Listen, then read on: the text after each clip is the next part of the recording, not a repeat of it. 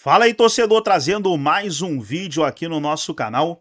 E nesse vídeo aí para falar do Flamengo, que está tentando fechar aí a contratação do Thiago Almada. As negociações continuam aí em andamento e o Flamengo está otimista aí para fechar a contratação do meia da seleção argentina. Vamos trazer aí o Pedro Henrique Torres trazendo aí as informações da negociação. Vamos compartilhar aqui no nosso canal, mas antes quero convidar você que ainda não é inscrito aqui no nosso canal, se inscreva, ative o sininho das notificações para você não perder nada. Diariamente trazemos aqui as notícias do Flamengo e você fica 100% atualizado. Vamos aí para o vídeo, fica até o final do vídeo e no final do vídeo eu vou trazer os jogos que acontecem no dia de hoje.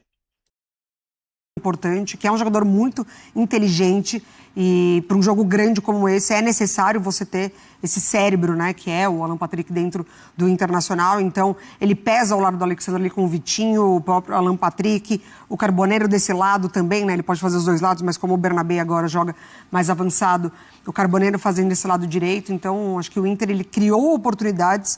O empate fica ruim para o Inter, porque até certo momento era uma vitória construída ali, o Flamengo teve que buscar o empate e quando busca, já era o time que ficava mais no campo ofensivo, só que é uma falha ali do Matheus Bahia que não consegue afastar a bola direito. Já era muita gente do Flamengo, né, povoando a área do Inter, mas se tem um Flamengo que não consegue desempenhar na partida de ontem, eu acho que também é muito por conta do Internacional. O Flamengo teve mais de 70% de posse de bola, mas pouquíssima criatividade ao longo do jogo. Muito tempo de bola no pé. Isso é bizarro, né? Falando de Arrascaeta, falando de jogadores não teve inteligentíssimos. E tem duas frentes aí pra gente avaliar esse jogo. Primeiro, a falta de aceleração, de intensidade na troca de passe. E aí eu sempre bato muito nessa tecla em transmissão, em programa. Intensidade não é pegar a bola, botar no pé e sair correndo. Intensidade é você solucionar os problemas que o jogo está te oferecendo com a melhor solução no menor tempo possível. O Flamengo não conseguiu fazer isso. Qual era o problema que o Inter estava oferecendo para o Flamengo ontem? Uma linha de 5, uma linha de 3 e a primeira de combate com 2 jogadores. Fechou ali no meio de campo do Pesolano com o Villagra, o Bruno Henrique e o Bernabé. Os três, bem próximos da primeira linha de 5 jogadores, não davam espaço para Arrascaeta, para Samuel Lino, Everton Araújo e Jorginho com muita dificuldade de fazer essa bola circular a partir do primeiro momento ali da saída de bola, tanto que os dois saem no decorrer do jogo. E por outro lado, o Inter muito aplicado taticamente. Muito. Um dos melhores jogos do Inter no campeonato, inclusive, porque ele entende que tecnicamente não é uma equipe que vai conseguir jogar aberta, exposta contra o Flamengo. O Pesolano baixa suas linhas, aposta nessa compactação e a coletiva dele é muito rica nesse sentido, porque ele explica como ele conseguiu anular esse time do Flamengo, muito por conta da compactação.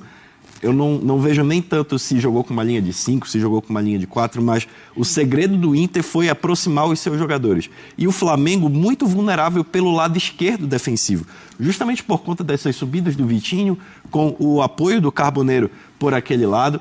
As jogadas de ataque do Internacional, principalmente na etapa inicial, saíam pelo corredor direito da equipe da casa e o Samuel Lino deixou a desejar mesmo tendo feito o gol, mas defensivamente ele não conseguia cortar o espaço e o Alexis Sandro ficava no mano a mano a todo momento. Tanto que o Bruno Henrique entra no segundo tempo, o Leonardo Jardim inverte ao lado dos pontas, né? Ele joga o Bruno Henrique para a esquerda e o Samuel Lino para a direita.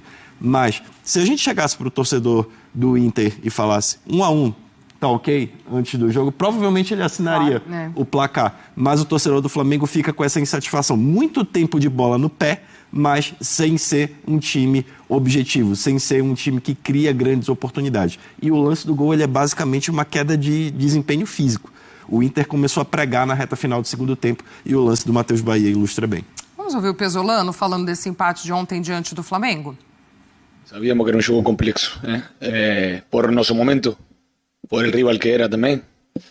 Mas teníamos que ser muito aplicado y fazer um jogo al 100% como estaba planificado. Y darle parabéns a los jugadores, porque correron para caramba y fueron aplicados para caramba. Así que de esta manera Inter es competitivo y vamos a sumar muchos puntos. Sabemos que es difícil el inicio, como fue a primera parte del campeonato. Sí, satisfeito por lo que hicieron los jugadores. Insatisfeito porque queríamos los 3 puntos y hallo que dio para elevarlo y no para ficar con los 3 puntos y no se dio. Mas muy satisfeito por lo que dieron los jugadores dentro del campo. Es muy importante seguir sumando por el momento de Inter este año, ¿no? Entonces, nada, seguir trabajando, seguir aplicados y seguir sabendo jogar cada jogo, cada momento como lo hicimos hoje. Ari, você já pontuou como o Pesolano armou esse time para o jogo de ontem, né? Ele mesmo fala de fica essa sensação de poderia ter conquistado os 3 pontos pelo que o Inter desempenhou e como foi a história dessa partida, mas é óbvio que esse empate com o Flamengo, dentro do contexto atual do Internacional, pode não ser grandes coisas, um ponto ali para a classificação. O Inter está ali na beira do rebaixamento ainda, né? O Grêmio entrou, é o primeiro que abre o rebaixamento nesse momento, o Inter é o 16º, mas é óbvio que animicamente e para a sequência de trabalho aí do Pesolano, já começa a dar uma outra perspectiva. Um bom jogo, um empate contra um Flamengo que, mesmo sendo no Beira-Rio, vinha com favoritismo para essa partida, dentro desse Inter que tem desempenhado tão pouco. Eu acho que é esse ponto que o Inter vai se apegar para essa sequência, que tem Copa do Brasil, tem Palmeiras pelo Brasileirão, enfim, puxar da sequência aí, e eu acho que é aí que o Pesolano pode se agarrar. Precisa, né? Se apegar a isso, assim, a gente ainda não viu uma regularidade do Internacional para afirmar que a partir na temporada, para afirmar que a partir desse jogo o Inter vai despontar, né? Ele vai ali criar uma sequência, vai subir na tabela de classificação, vai passar pelo Corinthians nesses 2 jogos de Copa do Brasil, até porque não pode ser apenas um jogo contra o Flamengo em casa que motive os jogadores a se entregarem tanto tecnicamente, né? A terem essa disciplina tática, inclusive, durante toda a partida. Eu acho que é um ótimo combustível, tem que ser um ótimo combustível. É claro que, pensando em replicar a escalação, talvez o Pesolano não consiga, com todos os adversários, ter a mesma escalação que ontem. Não à toa, ele colocou o Alan Patrick no banco de reservas em alguns jogos, que precisava também ter, né, um desempenho um pouco mais físico durante as partidas, mas tem que servir de combustível com certeza. E você joga um pouco mais de pressão no rival, né? Porque o Grêmio cai agora, entra na tabela de classificação, de zona de rebaixamento, porque o Mirassol vence e você já fez a sua parte na rodada. Pois é.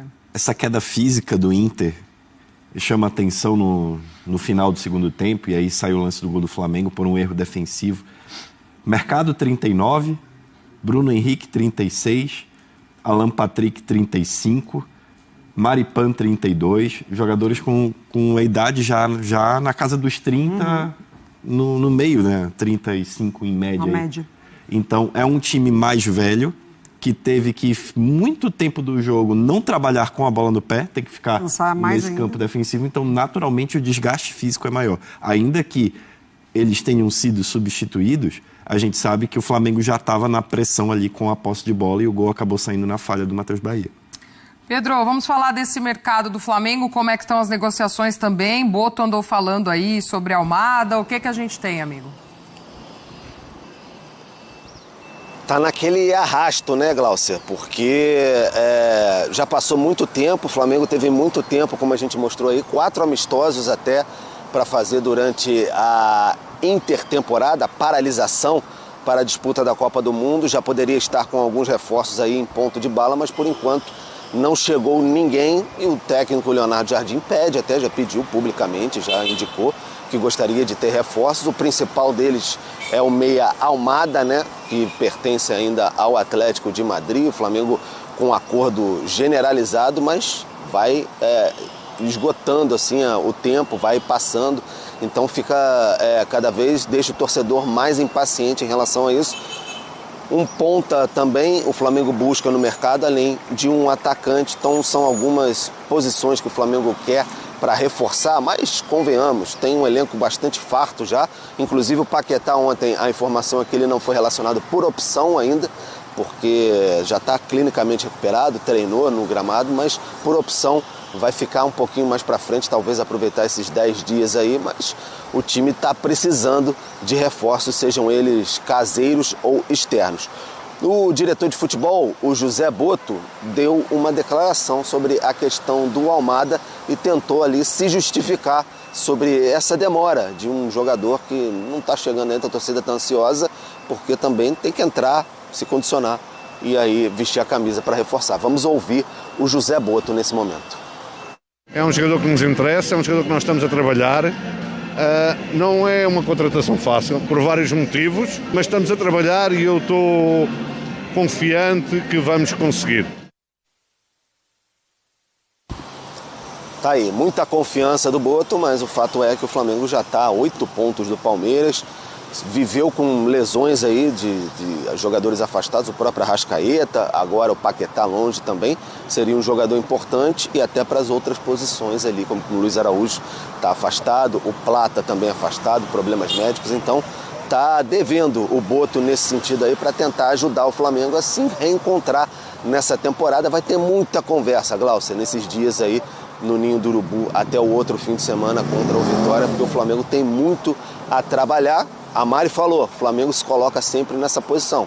Obviamente, o Paquetá por 50 milhões de euros, se contar os impostos, dito pelo próprio presidente, o Almada agora podendo chegar aí a perto de 25, 26 milhões de euros. Então, é muita grana em comparação com os outros. É óbvio que o Flamengo vai ser cobrado da mesma maneira. Trazer aí, pessoal, os jogos de hoje. Teremos pela Copa Sul-Americana Grêmio e Bolívar, às 19 horas. O'Higgins e Boca Juniors, Caracas e Santa Fé. Pelo Brasileirão Série A, Corinthians e Atlético Paranaense, Coritiba e Cruzeiro. Aí tem Amazonense Série B, UEFA Europa League, no caso, jogos eliminatórios, né? E também temos UEFA Conference League, jogos eliminatórios também. Muitos jogos aí pela Conferência. Aí tem a Argentina, Independente Rivadavia e Huracan, Tajeres e Vélez, Central Córdoba e Atlético Tucumã, Independiente e New Old Boys. Aí tem amistoso ali, ó, Leeds e Sunderland, Brasileiro Sub-20, Palmeiras e Bragantino. São jogos de hoje aí os principais. Gostou do vídeo? Deixa o like, se inscreva no canal, ativa o sininho das notificações. Forte abraço a todos e até o nosso próximo vídeo aqui no nosso canal.